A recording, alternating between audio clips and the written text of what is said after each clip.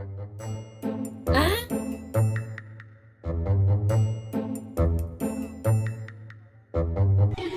কষ্ট হয় নাকি? ও যদি আরো যদি 20 বছর বয়সেও যায় তাও একরকম মেনে নেওয়া যায়, 50 বছর হলেও একরকম মেনে নেওয়া যায়, 70 বছর পার হয়ে আরো 4 রাত চলে গিয়েছে। ওর ঘুষিটাই মুসলমান দেয়নি কোনোদিন, যা বোঝা গেল ওর সারা গোষ্ঠী পড়ে রয়েছে ওইভাবে। আমাদের এই লিস্টটা ভালো করে দেখতে হবে। তোমার এত কই যে দেখবা, ভালো করে দেখবা, অনলাইনটা ঘুরপা। আচ্ছা, এড়ি থাকে কি করে 70 বছর বয়সের মানুষ?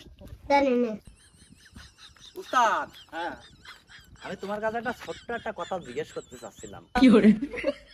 কথা বললিনি।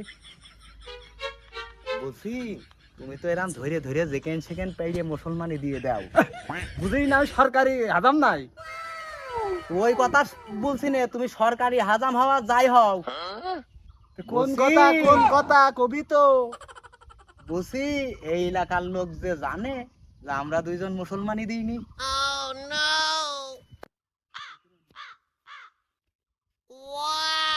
কথা তো তুই ঠিকই বলেছিস।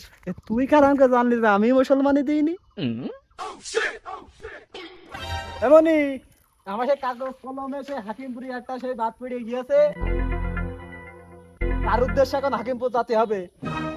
এ উস্তাদ, ওই যে হাকিমপুরের সেই লোকের খবর আমি নিয়েছি, সে হইলো কোড়ল। তুমি আবার সেই কাটান দিদি পারবান তো? কোন কষ্ট হলেও সমস্যা নেই, এখন সরকারি খাতায় তো নামটা তো রাখতে হবে অন্তত। তাহলে চলো, আমি ধরা লোক আর একটা নেবো না, তুমি একলা ধরলি পারবা না। ওরে তুই একলা ধরলে হবে না, প্রমোশন বাড়াইতে ঠিক হবে। আছে, কোড়ল লোক বলে খুব ঝাপাই বলে। ভাবালো সমস্যা নেই, আমাকে প্রমোশন বাড়াইতে হবে। উস্তাদ, সেরাম কিছু নাই উস্তাদ।